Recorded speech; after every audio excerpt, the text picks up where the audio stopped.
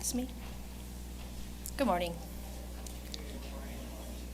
And welcome to the home of Unitarian Universalism in Central Washington. My name is Mariah Madsen, and I will be your celebrant, along with Maite and our worship leader, and Madsen. This morning we offer the words of welcome from Alice Walker.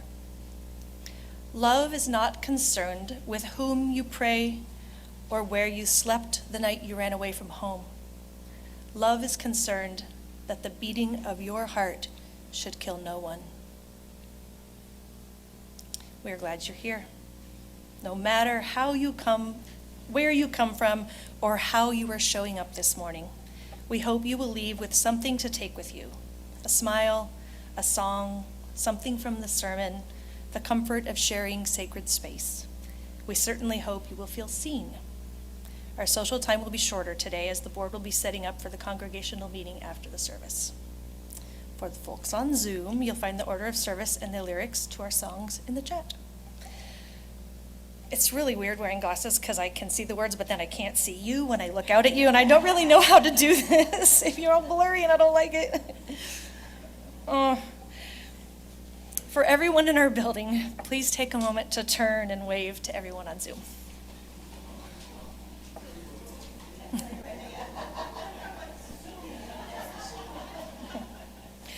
And now please take a moment to greet those around you, especially someone you don't know well.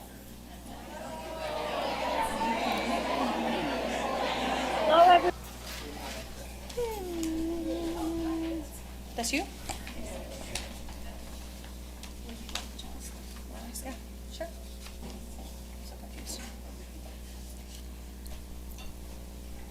All over the world, Unitarians and Universalists are lighting their chalice to remind them of shared values and covenants and help them enter into the sacred space of worship. Those of you at home may light a chalice of your own with us as we share the words in your order of service and on the screen. May this soft flame illuminate our hearts, that we may see ourselves and the world with love and clarity.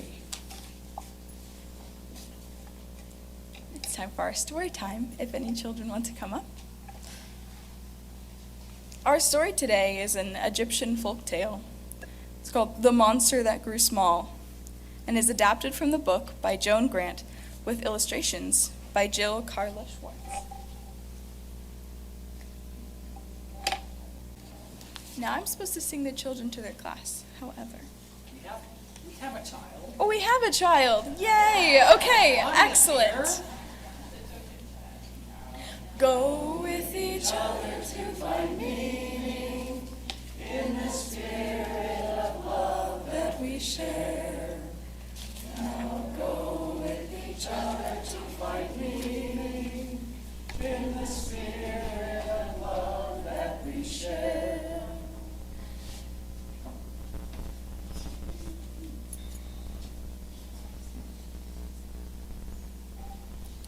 So I have a reading from A. Powell Davies, the Unitarian minister and social justice activist.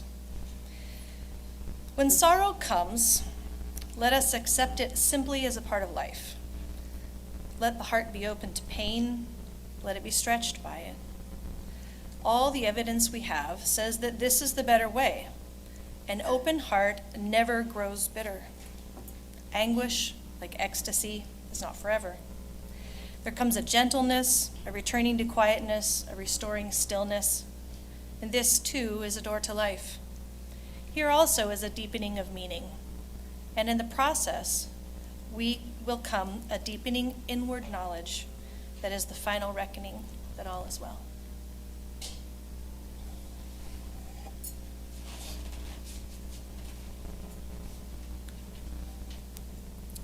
We are all responsible for the caring ministry of our fellowship. Throughout the month, our congregational care team works to encourage and coordinate the work of that ministry. The care team representative today is Mary Madsen. You could tell her of any needs you have or are aware of. As part of our communal ministry, we take time every week to give folks an opportunity to share events or experiences that have moved them in a deeply personal way. This is a time of reverence. an opportunity to open the door to a deeper connection, for the fellowship to create and hold space for those who choose to share. If there is something on your heart that you wish to share, come forward and say your name and place a shell in the dish and tell us in a sentence or two what has happened and how it has affected you.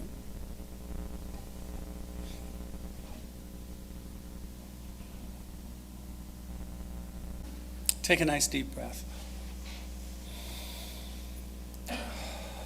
Get yourself grounded, comfortable, however you feel comfortable.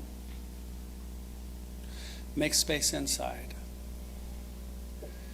I would invite you to spend a few moments thinking about what is it that robs you of your peace?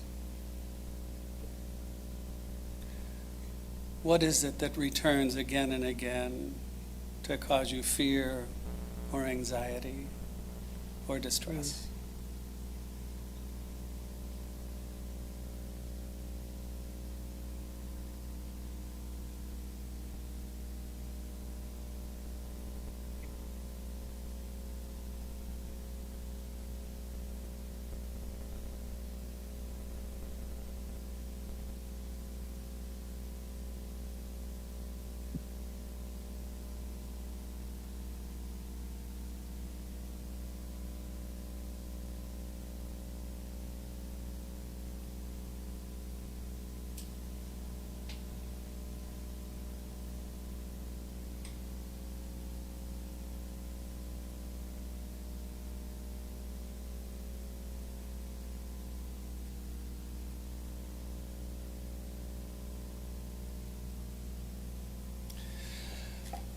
Another deep breath, and come back to the present.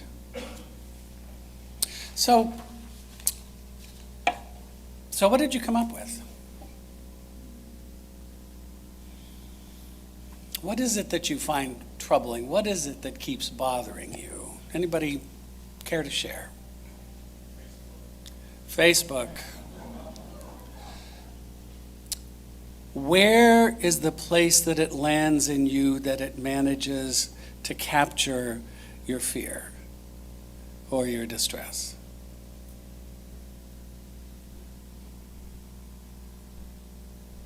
What's the belief? Not good enough, Mariah says. Not good enough. Won't have enough. That will be taken away from us. Powerlessness over atrocities. Yeah. Mm-hmm. Fear you're going to disappoint somebody. Right? It's another version of not good enough, not enough in some way. Mm-hmm. Yeah.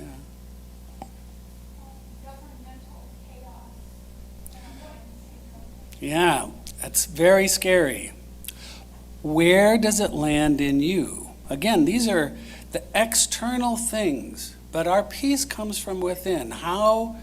What is the place that it touches in you that frightens you?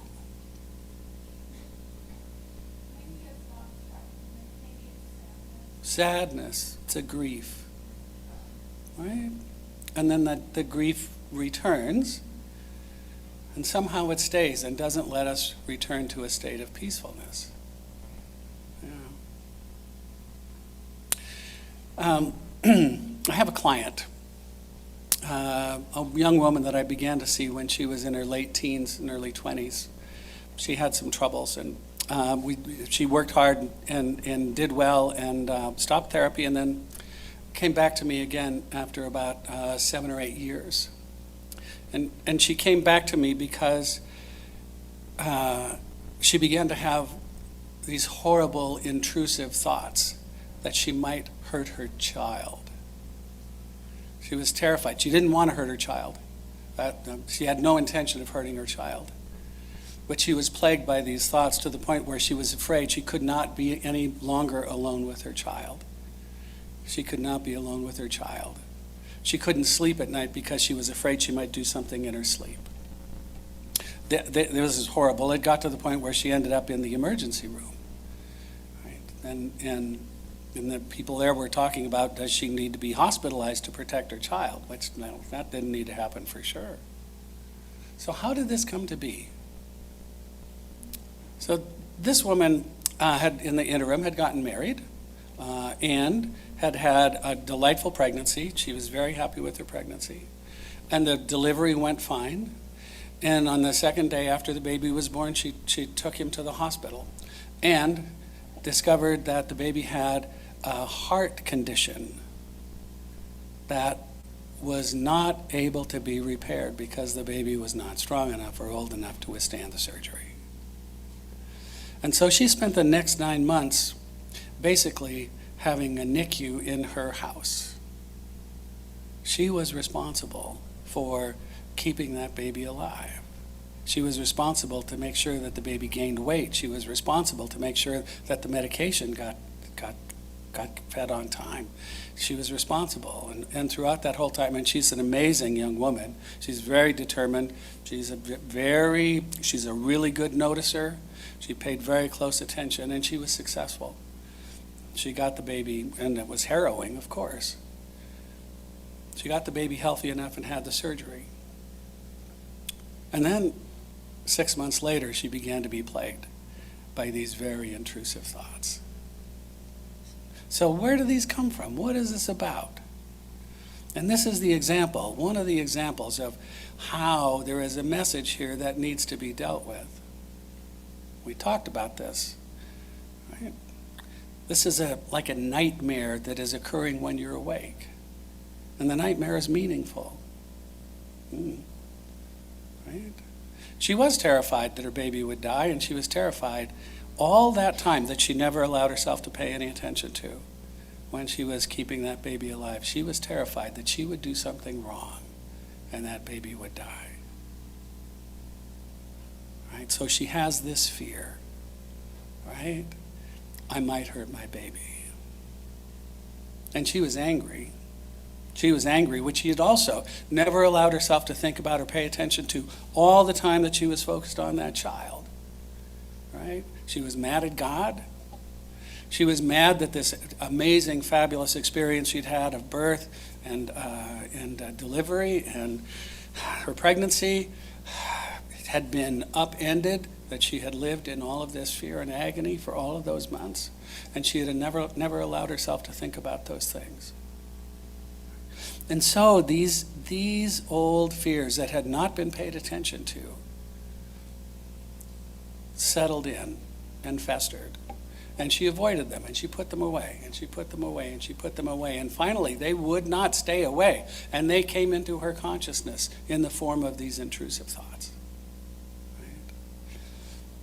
We were able to work with that, and once she understood, and once we began to talk about those feelings, to talk about that experience, for her to talk, because who could she tell about this? Who could she tell how awful it had been to take care of her baby, to be solely responsible for this baby's life, and what that, she couldn't say that to anybody. What would they think? Of course, many people probably would have been compassionate, but that's not what she told herself. Does this make sense? Yeah.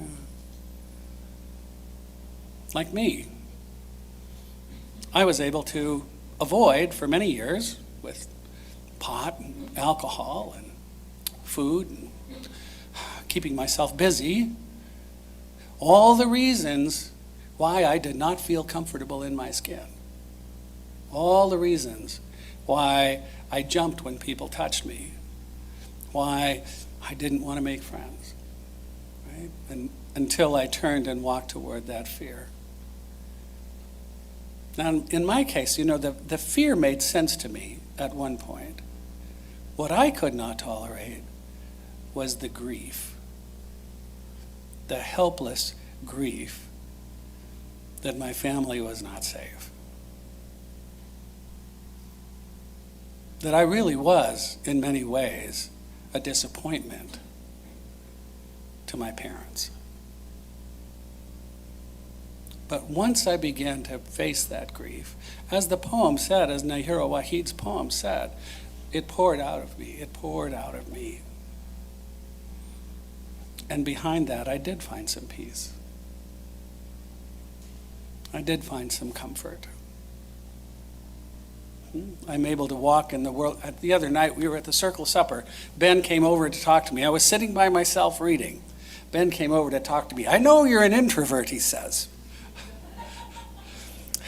And Ben and I have good conversations. Many times in the past, I would have talked with Ben, but there would have been a resentment for being intruded upon. And that's not Ben's deal, that's mine. But I found myself enjoying our conversation and easily able to engage in a conversation with him. Like Niobe, we need to move toward our fear. We need to move toward it. Right? How do we hold that grief? Roxanne, how do we hold that grief? How do we hold that sadness so that it does not rob us of our inner peace? A couple of months ago, at the beginning of April, we talked about this. We talked about how do we survive in difficult times. Lately, I've been thinking a lot about the Navajo religion and culture. They have a word, hosho. And it's a big word. It's a very big word. And it refers to beauty. It refers to peace, but it also refers to respect. It refers to balance. It refers to harmony. It refers to the way you conduct yourself with other people. It refers to the nature of your relationship with the world and with your family. Right? If we have a practice that we rely on, we have to think about, where is this place that it lands us? What do we do about not good enough? What do we do about all the Facebook posts that we cannot live up to, all the curated things? That's landing someplace. Someplace we got the idea that we might disappoint people. Right? We have to walk right toward that fear, right toward that, and find out where it comes from. And often, there's a piece of truth behind it. I was a disappointment. And that's so sad. Because no little kid should be a disappointment, should feel that they're a disappointment, should look into their parents' eyes and not see warmth or love. So where did that disappointment come from? Where did that fear of disappointment come from? Because it might be true. It might be true that we have disappointed someone important to us. And there's a grief in that, there's a pain in that. And so often we take that on ourselves rather than letting it belong to them. Somehow, my mother, and understanding her relationship now with her mother and her grandparents, it's now clear to me why my mother was unable to generate any warmth for me, why she was so focused on having things in a particular way that everything I did seemed to be wrong for her. Once I accept that truth, then I begin to find the peace. Then we can use our practices. Then we can use our spiritual beliefs. Then we can use our religion. Then we can use hosho. Then we can use radical acceptance. I have a couple of minutes left. I bet I can confuse you some more about radical acceptance. We won't tackle that today. There is one more thing a trick that I've learned that I have found very helpful in terms of dealing with fears, particularly fears about people that we love and care about. How many of you worry about the people that you love? Right. How many of you really worry? How many of us have this concern, that keeps running through our head, particularly when those we love are in difficult circumstances, right? Okay. So, why do you worry? Why do you worry? Because we care so much. Exactly. Oh, yeah, that too. Oh, boy. Oh, boy.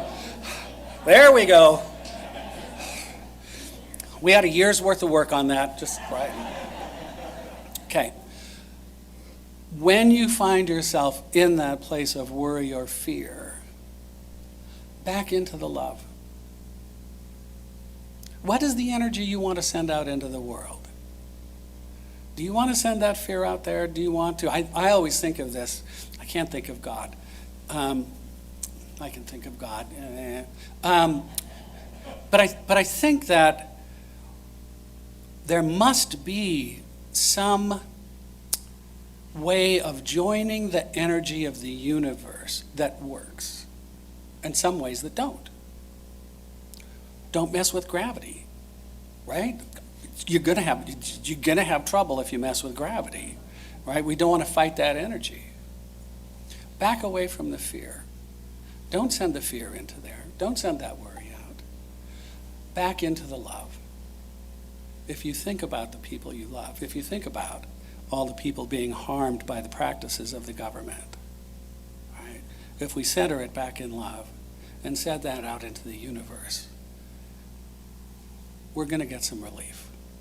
We're going to get some peace. How do we hold ourselves in that state of peace, right? Tackle our fears. Find out where they come from. Listen to what they are telling us we need to do, right? The wolf wants to tell us something, and it's probably going to help. Stay with our spiritual practices. Do what we know works, even when we don't want to. Right? Back away from the fear and into the love.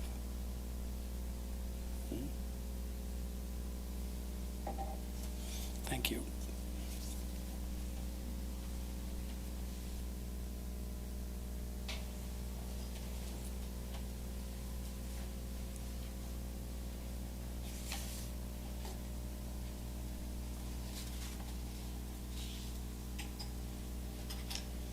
This section's called Returning to the World. Seems appropriate, no? There is more peace in our hearts when our behaviors align with our values, when we work to maintain what we care about, when we support and take care of those who support and care for us. And so it is with our fellowship. We create beloved community through our service in on teams and committees, showing up for worship, community service, social activities, our friendship with others in the congregation. And we support the church, fellowship, and our mission and ministries with our financial contributions. We will now receive the offering.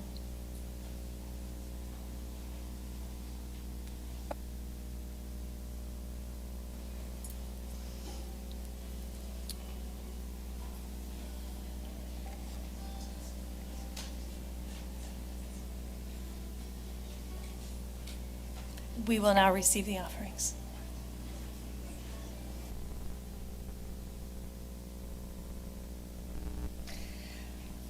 And now let's sing our closing song, By Breath, by Sarah Thompson. We would love you to join us with the chorus and the rest if you. Beauty is before me and beauty behind me. Above me and below me hovers the beautiful. I am immersed in it. In my youth I am aware of it, and in old age I shall walk quietly the beautiful trail. In beauty it is begun. In beauty it is ended.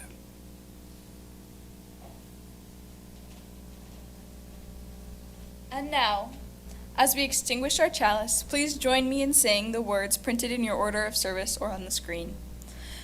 We extinguish this flame, but not the light of truth, the warmth of community, The fire of commitment.